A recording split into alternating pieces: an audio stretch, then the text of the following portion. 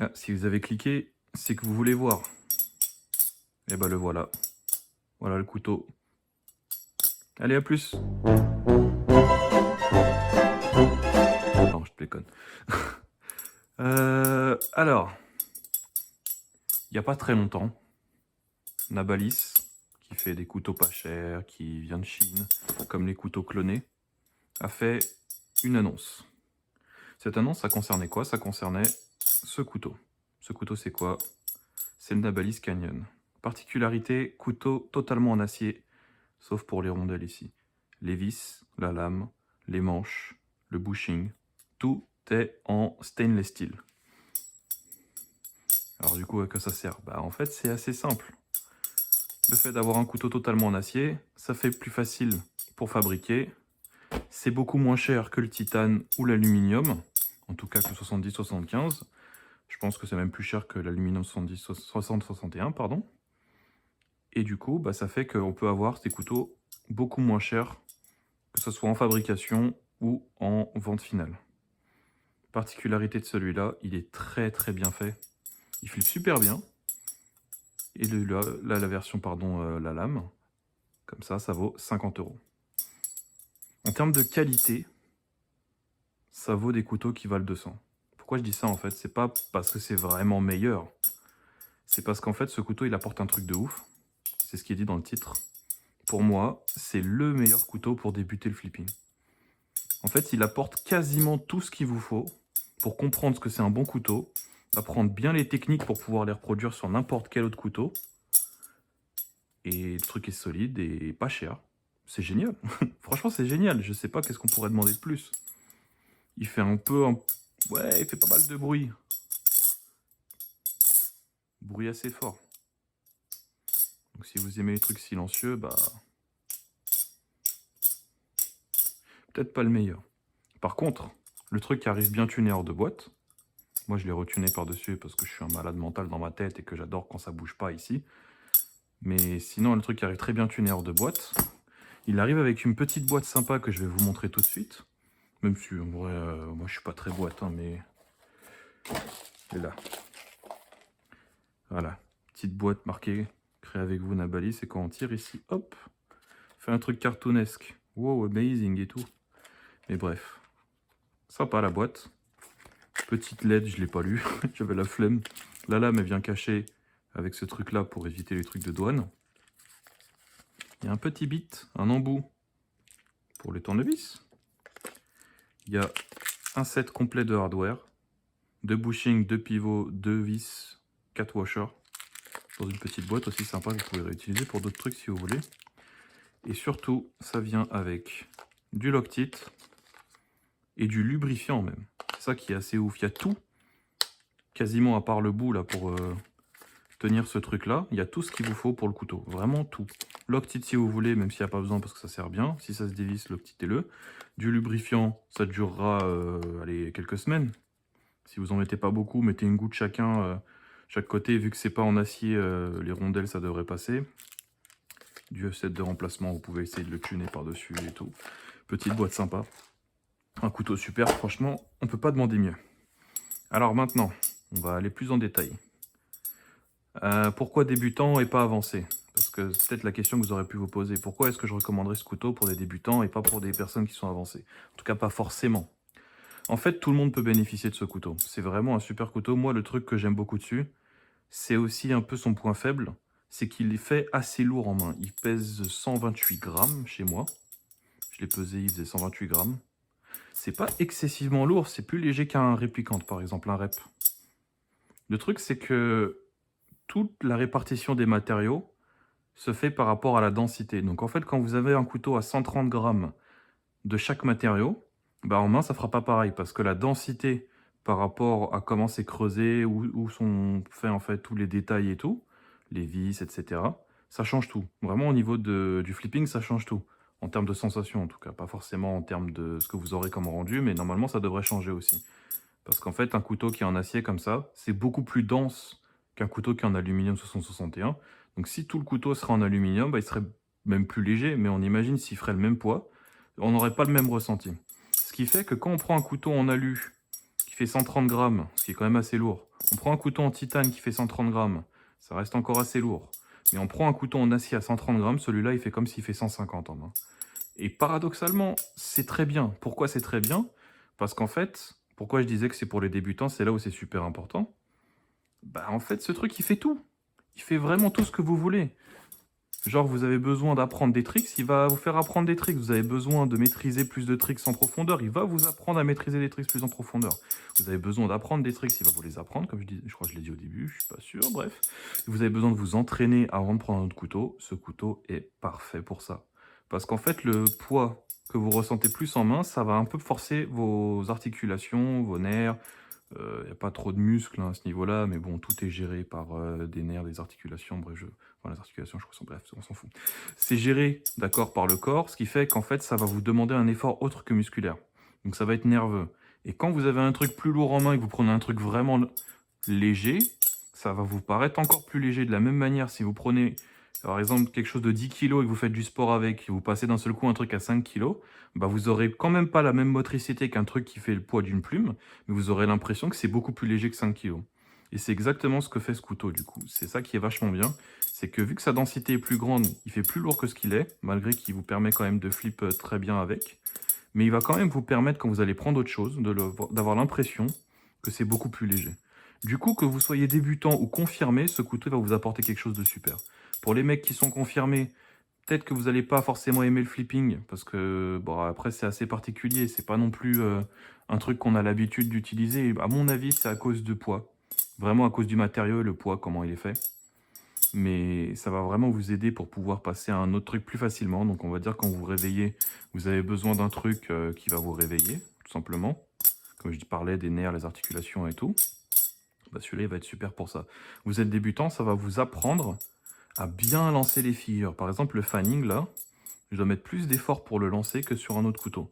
Il a un poil, un côté glissant à cause de ça sur les bords, parce que c'est vachement rond. Mais c'est juste parce qu'en fait, on a besoin de plus de force pour lancer un couteau qui serait d'un autre matériau, peu importe lequel de ceux qui existent. Ce serait beaucoup plus facile, même avec le même poids, je pense, à lancer. Parce qu'en fait, il serait conçu justement pour avoir un certain équilibre par rapport au poids supplémentaire. Donc 130 grammes, comme j'ai dit, il y a le rep. Bah, le rep, c'est quoi? C'est du plastique devant, c'est du titane sur les bords. Le titane, on ne touche quasiment pas, donc ça va être le plastique, ça va mieux accrocher sur les côtés. Même si ici, il y a une crevasse et quand en fait on manipule, on peut le sentir aussi et ça fait assez coupant, on va dire, en sensation, les bords là. C'est assez brut. Sur du titane, bah, ça a plus d'accroche quand même. Et en général, on fait en sorte qu'il y a de l'accroche par rapport à des formes et tout. Là, ici, on peut voir peut-être avec la lumière, je suis pas sûr que... Il y a un petit truc qui a été fait, c'est un creuset. Ça sert pas vraiment, je le sens quasiment jamais, mais ça peut aider peut-être pour des figures comme ça, où on lance le couteau et après on le rattrape. On le sent, mais je sais pas si ça va vraiment agir. Mais bon, ça existe quand même, donc c'est bon à noter. Sur de l'alu, bah, l'alu c'est un peu plus glissant, donc c'est pas pareil. Mais le problème, c'est que l'alu, c'est beaucoup plus léger. Donc arriver à faire un couteau à 130 grammes en alu, c'est qu'il faut vraiment vouloir, quoi. Donc au final, on se retrouve avec un couteau qui fait lourd en main, qui flippe super bien, qui va pouvoir vous entraîner avant de passer à un autre couteau si vous préférez d'autres couteaux, mais qui va quand même vous permettre, si vous voulez apprendre des trucs, à très bien flipper avec. J'ai des gens que je connais, sur la communauté française, qui m'ont dit, un notamment qui m'a dit, ce couteau-là vaut plus que des couteaux à 200 balles. C'est pour ça que j'ai parlé en fait de ce prix-là, cette gamme de prix, c'est parce que pour lui, bah en fait le couteau est si bien fait, malgré que ça fait une sensation un peu lourde en main, que toutes les figures valent mieux que beaucoup de couteaux qui valent 200 balles. J'ai pas le détail de ce qu'il voulait dire en termes de quel couteau serait moins bien que celui-là, mais je vois ce qu'il veut dire en fait une fois que je l'ai en main. Ça fait vraiment solide, c'est pas un truc qui a l'air cheap, qui est pas trop prédictif, qui voilà, a des soucis à ce niveau-là. C'est un couteau qui reste relativement bon en flipping. Le poids mis de côté, il est super, vraiment super. C'est pas le meilleur des flippers, mais franchement, ça se tâte avec des trucs qui sont beaucoup plus chers quand même. Et comme j'ai dit, ce couteau, vu qu'il vaut 50 € comme ça, bah c'est pas un truc qu'on va vraiment utiliser en disant ouais c'est meilleur que le Kraken ou que je sais pas le Koning ou d'autres couteaux genre le Prisma V2, des trucs comme ça. D'ailleurs RIP Prisma V2, ma chinoise a décidé d'arrêter de les faire. Et bref, c'est pas le sujet de la vidéo. Je saurais pas trop en dire plus. Il y a une autre version, c'est une lame trainer 40 €, encore moins cher et un peu plus porté sur les manches. Celui-là en termes d'équilibre, c'est relativement neutre. La lame, il y a quand même pour beaucoup, et les matériaux en acier aussi pour la sensation qu'on a en main. Donc c'est un peu différent, c'est pas exactement comme ce qu'on a l'habitude. C'est l'inverse d'un couteau léger en fait. Vraiment l'inverse d'un couteau léger sans être oui, sans être relativement trop lourd. Et c'est là en fait où il a quand même une force de frappe. C'est parce que c'est ultra solide, pardon. Vraiment c'est de l'acier, ça se sent. Le seul truc c'est que moi j'ai pété une vis en essayant de serrer parce que en fait quand ça serre j'avais un pas de vis qui était bizarre. Genre je serrais, ça coinçait un peu, puis je devais forcer pour que ça se décoince, pour que ça aille vers le moment où ça va serrer à fond. Et à un moment je suis allé en mode barbare et en fait j'ai cru que j'arrivais sur ce côté où c'était pas serré mais ça bloquait. Et du coup j'ai forcé et d'un seul coup, la tête elle est sautée. Mais à part ça, c'est un couteau hyper solide, à mon avis, il pourra tomber facilement par terre. Point noir à noter, c'est qu'apparemment le gap ici, ouvert et fermé, il va se réduire avec le temps. Je sais pas si pour vous ça pose problème, moi j'en ai strictement rien à faire. Mais ça peut être une possibilité. Pour l'instant, personne n'a dit que les manches se frappent, qui est du handle slap. Mais je vois déjà que le truc a été réduit en termes de gap. Là, c'est plus petit que quand je l'ai reçu. Mais en vrai, pour ce prix-là, on s'en fout, hein, vraiment. Et le truc, il flippe tellement bien que bah, achetez la lame trainer à la limite, 40 € et vous aurez quand même un truc super à manipuler. Moi, je galère un peu, c'est parce que j'ai vraiment le truc au-dessus, là. Téléphone au-dessus de la tête, mais ça reste quand même un super couteau qui flippe super bien, qui flippe même mieux que pas mal de couteaux qui sont plus chers. Même de la même marque, je pense, ça peut se tâter. Je vais absolument pas citer lequel, mais je pense que la plupart qui connaissent, ils savent de quoi je parle. Couteau très critiqué, qui est fait par un créateur de contenu très connu dans le milieu, blablabla. Mais ouais, voilà. Et ouais, franchement, il n'y a pas grand-chose à en dire. Il y a deux versions. Il y a une couleur stonewash en noir, et il y a ce côté un peu mat gris. Je sais pas si ça peut s'anodiser, je pense pas. Je pense que l'acier, ça marche pas de la même manière, mais il y a des trucs à faire, peut-être du cerakoting ou quoi, mais ça demandait pas mal d'argent. La lame, c'est pas une vraie. Je l'ai pas dit, mais elle coupe pas. Hein. Voilà, elle coupe pas du tout. Ça pique par contre. Moi, j'ai arrondi un peu le bord là, pour essayer de faire en sorte que ça pique pas, mais ça pique quand même un petit peu. Et ouais, le vrai truc, il pique de malade. Hein. Ça fait super dangereux quand on le voit comme ça. Bah, d'ailleurs, je me suis blessé ici. J'ai un petit point. C'était avant que je le ponce. J'ai pété un plomb, je l'ai poncé juste après. Mais ouais, il n'y a pas grand chose à en dire. Prix super, il flippe super bien. C'est un peu différent à cause des matériaux. Ça vaut largement le coup. Il est dispo toutes les semaines. Même quand il est hors stock, il revient au bout d'un moment, une semaine ou deux. Parce qu'ils attendent que l'autre soit hors stock aussi pour les remettre fin de semaine, il me semble. Et ouais, vous pouvez acheter du hardware, vous pouvez acheter des variantes et tout, n'hésitez pas. C'est super autant pour un débutant que pour un confirmé. J'ai dit les points de pourquoi, du comment. Et je pense que ça suffit en vrai. Ça suffit à soi-même. Hein. Essayez-le si vous le voulez. Le hardware n'est pas compatible avec les Kraken et tout, il est un peu plus grand. Comparé au Hydra, où genre Hydra on ponce un peu, ça marche, mais là les bushings, je crois que ça marche pas du tout. Ouais, je crois, il me semble que ça marche pas du tout, ouais.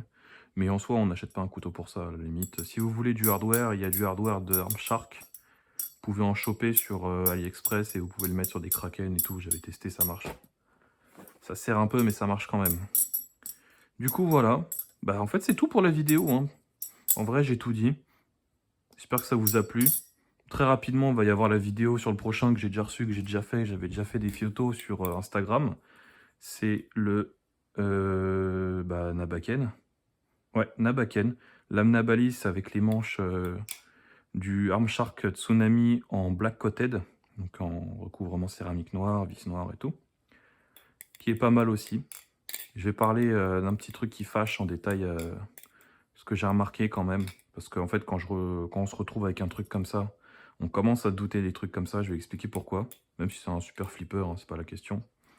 Et du coup, bah ouais, j'espère que vous passerez une bonne journée, si c'est en journée, que vous passerez une bonne soirée si c'est en soirée, que ça vous a servi, et que vous serez là pour les prochaines. Allez, à plus!